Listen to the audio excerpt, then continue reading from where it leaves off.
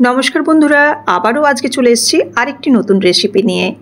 এই গরমের সময় একেবারে কলিজা ঠান্ডা করা এই রেসিপি তরমুজের পুডিং বা তরমুজের ডেজার্ট বলতে পারেন।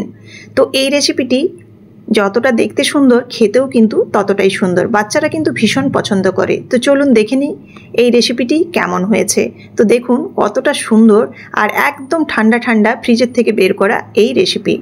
তো এই রেসিপিটি কিভাবে বানিয়েছি চলুন আপনাদের সাথে আজকে আমি শেয়ার করি। প্রথম থেকে শেষ পর্যন্ত দেখতে থাকুন, আশা করি ভালো লাগবে। আর খুবই সিম্পল, খুবই সাধারণভাবে এবং চটজলদি এই রেসিপিটি রেডি হয়ে যায়।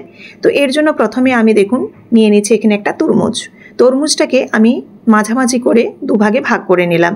এবার এই একটা অংশকে অর্থাৎ এই অর্ধেকটা অংশকে আমি এই ডাবুর সাহায্যে যে শাঁসটা, এই শাঁসটা বের করে নিচ্ছি। শাঁসটা আপনারা যে কোনো উপায়ে বের করে নিতে পারেন। আমি এখানে ডাবু ব্যবহার করেছি। দিয়ে একটা মিক্সির জারের মধ্যে সোজাসুজি এই শাঁসটাকে আমি দিয়ে দেব। খুব ভালোভাবে কিন্তু এই শাঁসটাকে পরিষ্কার করে নিতে হবে। অর্থাৎ মিক্সির মধ্যে আমি পুরো শাঁসটাকে এখানে দিয়ে দিচ্ছি। দিয়ে এই যে ভেতরের শাঁসটাকে বের করে নেব। আর ভেতরের যে খোলাটা, সেই খোলাটার মধ্যে কিন্তু এই পুডিংটা রেডি করব। তো এই ভেতরের যে খোলাটা, এই খোলাটাকে কিন্তু খুব ভালোভাবে পরিষ্কার করে নিতে হবে। সেই জন্য দেখুন আমি ডাবু দিয়ে কিন্তু একেবারে পুরোটাকে নিয়ে নিচ্ছি, অর্থাৎ পুরো শাঁসটাই এখানে বের করে নিলাম। ব্যাস পুরোপুরি শাঁসটাকে কিন্তু একদম রেডি করে নিয়েছি মিক্সির জারে দিয়ে। এবার এদিকে দেখুন এই যে খোলার অংশটা, এটা কিন্তু ধোয়া চলবে না, অর্থাৎ জল দেওয়া চলবে না। এটাকে শুকনো কাপড় দিয়ে কিন্তু মুছে নিতে হবে, খুব ভালোভাবে যেন ড্রাই হয়ে যায়, তাহলে কিন্তু পুডিংটা ভালো জমবে। তো এই জন্য একদম কাপড় দিয়ে চেপে চেপে খুব ভালোভাবে কিন্তু একদম ড্রাই করে নিতে হবে।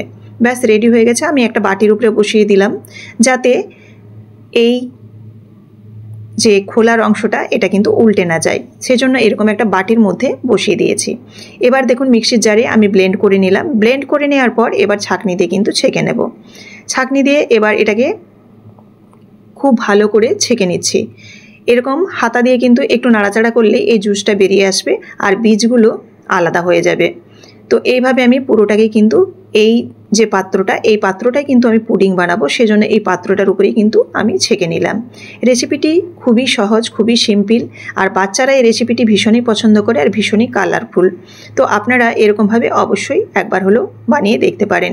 এবার দেখুন এখানে পরিমাণ মতো চিনি দিচ্ছি। বড় চামচের আমি 2 চামচ চিনি দিলাম। চামচটা কিন্তু বেশ বড়, অর্থাৎ এখানে ধরুন হাফ কাপের মতো আমি চিনি ব্যবহার করেছি। আপনারা মিষ্টিটা আপনাদের মতো দেখে দেবেন। এই যে আগার আগার পাউডার, এই আগার আগার পাউডার এখানে আমি 1.5 থেকে 2 চামচের মতো ব্যবহার করব অর্ধেকটা তরমুজে। আগার আগার পাউডার কোথায় পাবেন? আগার আগার পাউডার আপনারা যে কোনো সুপার শপে বা আপনারা অনলাইনেও এটা কিনতে পেয়ে যাবেন। এই আগার আগার পাউডারটা দেওয়ার পর এখানে আমি একটু রেড ফুড কালার দিচ্ছি। চাইলে আপনারা এটা দিতেও পারেন, নাও পারেন, পুরোপুরি অপশনাল। ফুড কালারটা দিলে দেখুন কালারটা একটু ডিপ আসবে, সেই কারণেই আমি দিয়েছি। এটা কিন্তু পুরোপুরি অপশনাল, আপনাদের আবারও বলছি আপনারা চাইলে দিতেও পারেন, নাও পারেন। এবার এই ঠান্ডা অবস্থায় খুব ভালোভাবে মিশিয়ে নিচ্ছি। তারপর গ্যাসের ওভেনটা অন করে ফুটে যাওয়ার জন্য অপেক্ষা করব। আর ফুটে যাওয়ার পর দেখুন এরকম ফেনা হয়ে যাবে, কেন কি যেহেতু চিনিটা দেওয়া আছে, চিনিটার থেকে যে গাদটা সেটা বেরোবে। আর এটা কিন্তু ফেলে দিতে হবে ফেনাটা, অবশ্যই কিন্তু ফেনাটা ফেলে দেবেন। এই আগার আগার পাউডারটা যে কোনো লিকুইড জিনিসকে কিন্তু জমাট বাঁধতে সাহায্য করে। তো এটা বেশিক্ষণ ফোটাবো না, জাস্ট 2 থেকে 3 মিনিট এরকম ভালোভাবে ফুল ফ্লেমে ফুটিয়ে নিয়েই এবার গ্যাসের ফ্লেমটা অফ করে দেবো। তো দেখুন ভালোভাবে নাড়াচাড়া করে নিয়েছি আর একটু বেশ ভালোভাবে ফুটে গেছে। অনেকক্ষণ ধরে এটা ফুটাবার কোনো দরকার নেই। এবার আমি এই যে তরমুজের যে খোলাটা রেডি করেছিলাম তার মধ্যে কিন্তু এই যে লিকুইডটা এটা দিয়ে দেবো। গরম অবস্থায় এটা দিয়ে দেবো। গরম অবস্থায় আমি ডাবুর সাহায্যে তুলে নিচ্ছি, চাইলে পুরোটা একসঙ্গে আপনারা ঢেলে দিতে পারেন। তো আমি কিছুটা ডাবুয়ে তুললাম, তারপর এবার কিছুটা আমি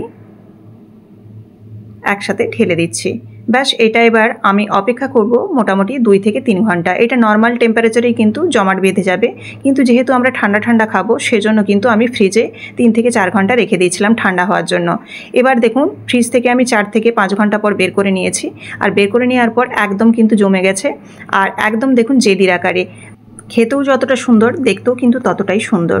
তো এবার এগুলোকে আমি পিস পিস করে কেটে রেডি করে নিচ্ছি। তো রেসিপিটি আপনাদের কেমন লাগলো অবশ্যই কিন্তু কমেন্ট করে জানাবেন। ভালো লাগলে অবশ্যই লাইক করবেন, আর আরও বন্ধুরা যাতে দেখতে পায় সেজন্য কিন্তু শেয়ার করে দেবেন। আর চ্যানেলটিকে সাবস্ক্রাইব করতে ভুলবেন না, এবং ফেসবুক থেকে দেখে থাকলে অবশ্যই পেজটিকে ফলো করে দেওয়ার অনুরোধ রইল। তো দেখুন কতটা সুন্দর হয়েছে, দুর্দান্ত খেতে হয়। এরকমভাবে আপনারা একবার হলেও বাচ্চাদের বানিয়ে দেবেন, ভীষণভাবে খুশি হয়ে যাবে। আমার রেসিপিগুলি আপনাদের কেমন লাগছে অবশ্যই কমেন্ট বক্সে জানাবেন, আর আপনারা কী কী রেসিপি দেখতে চান অবশ্যই কিন্তু জানাবেন কমেন্ট বক্সে। আবারও দেখা হচ্ছে নেক্সট রেসিপিতে। ভালো থাকবেন, ধন্যবাদ।